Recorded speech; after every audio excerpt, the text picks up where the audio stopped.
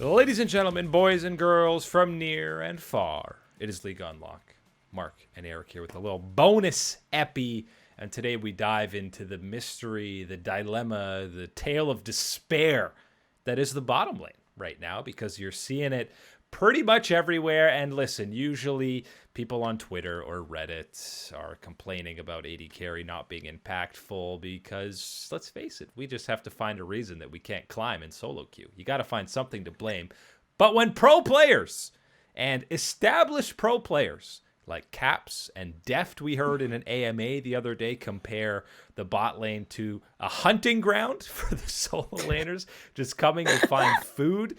When pro players are complaining about it, just saying how not impactful or how reliant AD carry is as a role on some of the, basically what your team comp is, we might have an issue, Mark. We might have a problem. I love the way that Def describes it, because I've been searching for the way to exactly describe what's been going on down in the bot lane, and that's a pretty damn good way to put it, because everyone knows that I love to play Jhin. I love playing down in the bottom side. That's where I've been for so long.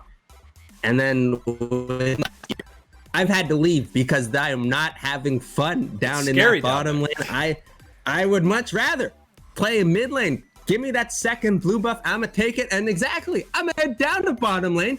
And I'm feeling hungry. I'm going to eat me some Ezreal. I'm going to pick up some Kai'Sa. I'm going to pick up some Lucian. It doesn't matter what I wanted. It's an all-you-can-eat buffet for these solo laners right now.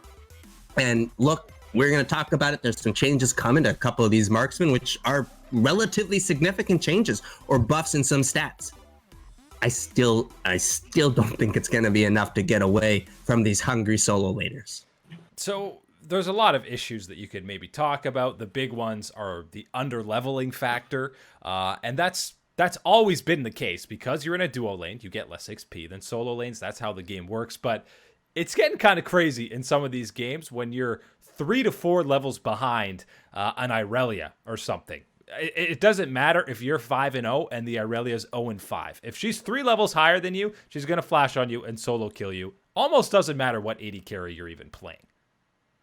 Right, you were getting into situations, whereas the ADC, you've been demolishing bot lane. You've got a 2 or 3 kill lead for yourself, and you've built up a CS lead even bigger. You are monstrous compared to the other team's ADC.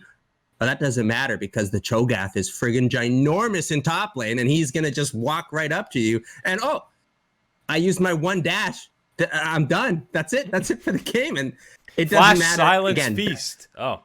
All those minutes of farming up, all those minutes of clean play, all those minutes of great stuff going down bottom side in the trash. And yes, you can say that about other roles in certain situations. It is happening far too often and far too easily to the bot lane. And Caps kind of talked about it. I mean, he hated the role so much, he said, get me out of there. After one split perk, skip back down there. But he's basically saying, not only do you need some kind of peeling support, either in lane with you or mid, Karma, Janna, something, you also need a 2-man tank front line. And right now in this meta, teams just aren't drafting comps like that too often, because in solo lanes, these bruisers, assassins, or even marksmen themselves are just way better. Unless it's Ornn. You can win. Unless it's Ornn. Yeah. Okay, well, I mean, Ornn, you're drafting a multi-dimensional dice at that point. If you're drafting Ornn, because he does not fit into one single role. He is the multi-role. He is the omni-zone of champions, is Ornn pretty much in this situation. Yeah. But when you're talking about those compositions and you're talking about winning with an ADC in that way and having to build out like that, why? Why is my number one question? Because why would you do that as opposed to just drafting a normal way and drafting power in your solo lanes, drafting these picks and saying, okay, we'll win through there. You can try and do that and try to farm up and try to get your advantages and little things like that and play it perfectly. But, oh, I'm going to take this champion and let me just hit this power spike and oops, you're dead. And great. There's a reason that 2 AD carries in particular have completely dominated pro play in Season 10. Miss Fortune, 408 times she's been picked in Season 10. And, I mean, you have 2 items.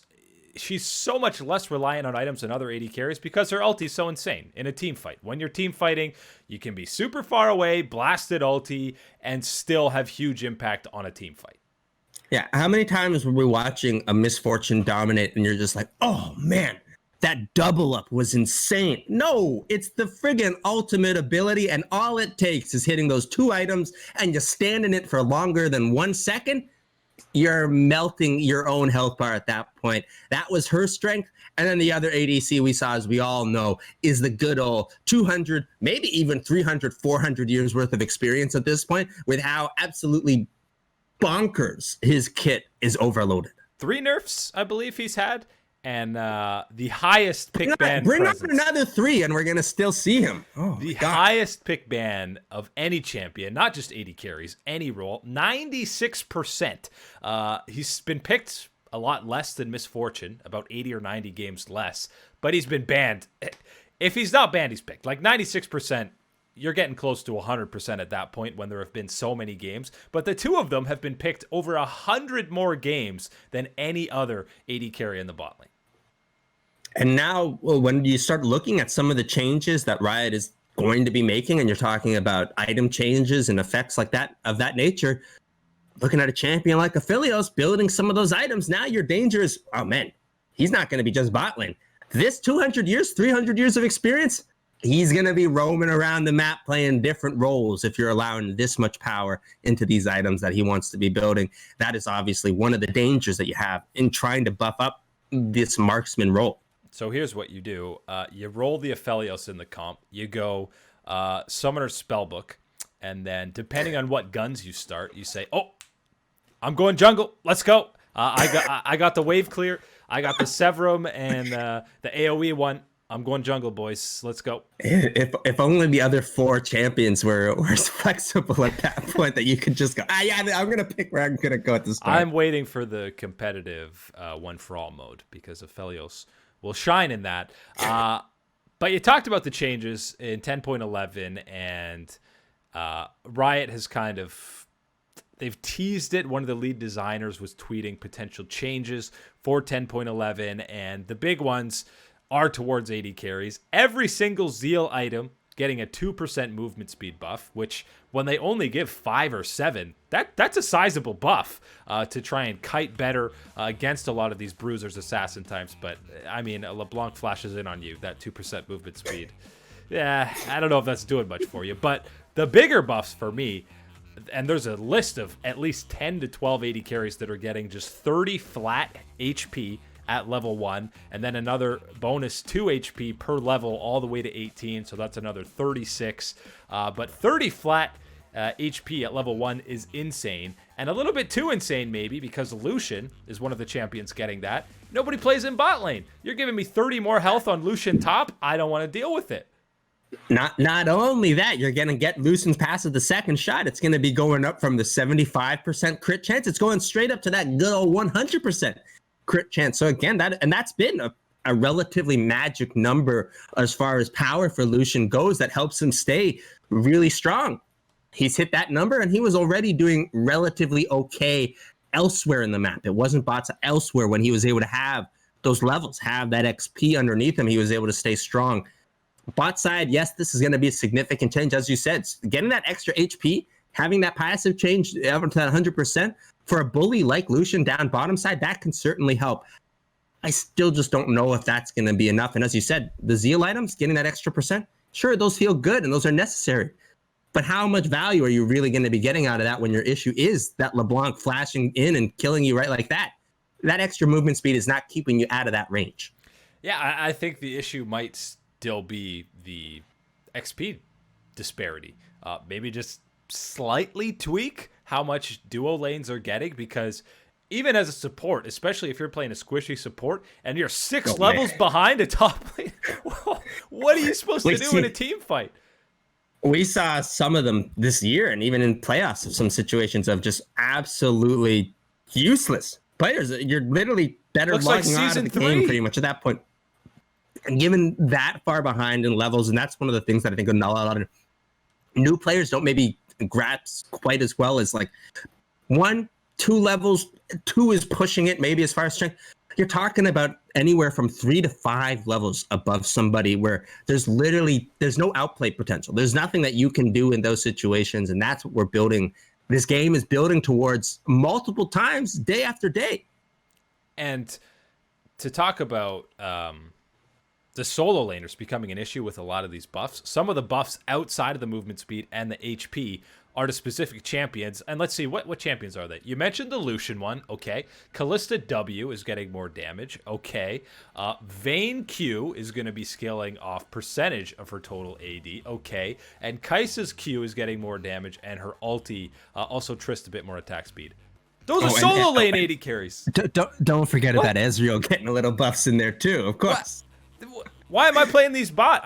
People are already playing most of those champions, save for Kai'Sa. Kai'Sa mid is deadly, by the way. But people are playing Lucian, Vayne, Callista, Tristana. They're all solo laners already. You're gonna buff them more? Why would I go bot with them? Look, I do appreciate the Kai'Sa buffs, and yes, she is very strong solo lane. I will say one of them is a little concerning, mainly from my boosted player perspective, because man, increasing the range that her ultimate, that you can click on some people, I tell you what, there's certainly going to be a lot of instances, not only of me, I'm sure we're going to get a couple pro players saying, I'm going in, guys, no one could reach me because I ulted 300 units, 3,000 units away. Sorry, I went over 2 walls, you couldn't follow me? That's weird. What? Why didn't you flash? Jeez, FF15, huh? Fucking teammates. Crazy. So I don't know if these changes are actually gonna help bot lane as much as it helps solo lanes, which is even more of an issue, which means more Ziggs in the bot lane, baby. That's what we're talking about, is that yes, you've made these changes and you're gonna make some marksmen a lot stronger. Not necessarily the bot lane role is gonna be stronger, because again, it gets to the core of the experience differential. I think is going to be the number one factor. If there was anything that you said, look, we really want to address this, show me it and address that. That is the factor that needs to be changed, either small or little. However, it needs to be changed. At least something needs to be changed in that regard, or else these type of effects, these type of changes that you're making, which are significant, are going to have unintended effects of these champions being used in these solo lanes, as opposed to where you're intending them to be strong. Revert the mobility boots nerf. Make it cheaper again. Get those supports out of lane. Start roaming. They're already incredibly underleveled. Let's at least let the AD carries get some solo farm, and we'll run mid. Look, there's been a lot of stuff happening, and again, as I said, I've been pretty much vacating bot lane after that has been where I started playing League of Legends and where I've been playing for years. And I left pretty much last year to play mid lane, and I haven't really looked back all that much. But anytime I've gone down bot lane, the only fun that I've had this year is playing something like Cassiopeia bot lane. And that's not even the traditional marksman or anywhere in those categories. And I'm okay with having mages or bruisers down in the bot lane.